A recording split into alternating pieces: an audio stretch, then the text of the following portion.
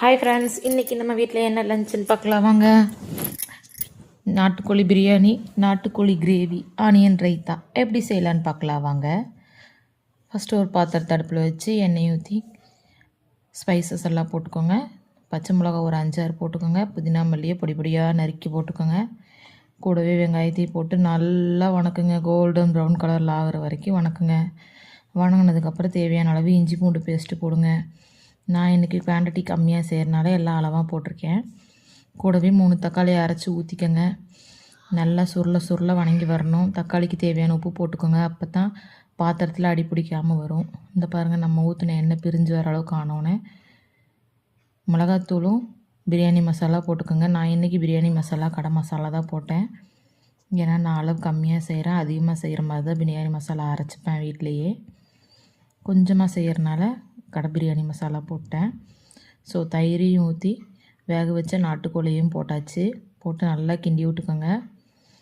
1 cup சுடு தண்ணி, 1 cup கறி வேக வச்ச தண்ணி ஊற்றி கலக்கி கொடுத்துக்கோங்க. எல்லாம் கரெக்டாக இருக்கான்னு செக் பண்ணி மூடி வச்சுக்கோங்க. பக்கத்து அடுப்பில் நான் நாட்டுக்கோழி குழம்பு தாளிக்கிறேன். எண்ணெய், கடுகு, சோம்பு, கருவேப்பிலை, ஒரே ஒரு பெரிய வெங்காயம் கட் பண்ணி போடுறேங்க. ஏன்னா நான் சின்ன வெங்காயம் தான் போடுவேன். சும்மா தாளிக்கிறதுக்காக ஒரே ஒரு சின்னதாக ஒரு பெரிய வெங்காயத்தை கட் பண்ணி போட்டிருக்கேன். இப்போ அரைச்சி வச்ச சின்ன வெங்காயம் போட்டு கொஞ்சம் வணக்கிக்கோங்க. கொஞ்சம் பச்சை வாசனை போனோன்னே இஞ்சி பூண்டு பேஸ்ட்டு போட்டுக்கோங்க. அதையும் நல்லா வணக்குங்க. லைட்டாக மஞ்சள் பொடி போட்டு எண்ணெய் திரிஞ்சு வர அளவுக்கு வணக்குங்க. கலர் மாறி வரும், அந்த அளவுக்கு வணக்கணும். கொஞ்சமாக கருவேப்பிலை மல்லி போட்டுக்கோங்க. இந்த ஸ்டேஜில் வேக வச்ச கறியை அப்படியே தண்ணியோடையே ஊற்றிக்கோங்க. ஊற்றி கிண்டி கொடுத்துக்கோங்க. நான் கறி வேக வைக்கும்போதே உப்பு மிளகாத்தூள் போட்டுட்டேன். அதனால் சிக்கன் மசாலா மட்டும் போட்டு நல்லா கிண்டி கொடுத்துக்கிறேன். இப்போ பக்கத்து அடுப்பில் தண்ணி கொதிஞ்சிருச்சு. பிரியாணிக்கு அரிசி போட்டுடலாம். ஃபுல்லாக தண்ணியும் வடிச்சிட்டு அரிசிக்கு தண்ணி அளவாக வச்சு ஊற்றிக்கோங்க. இப்போ கிண்டி கொடுத்துட்டு மூடி வச்சுருங்க.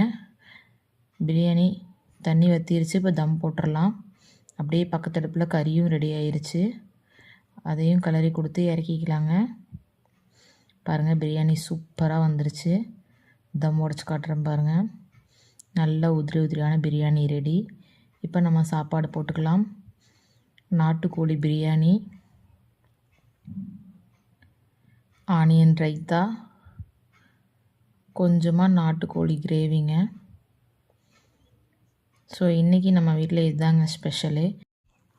எங்களால் பொங்கல் கொண்டாட முடியாட்டியும் இன்றைக்கி பொங்கல் நல்ல சிறப்பாக போச்சுங்க. அனைவருக்கும் பொங்கல் தின நல்வாழ்த்துக்கள்.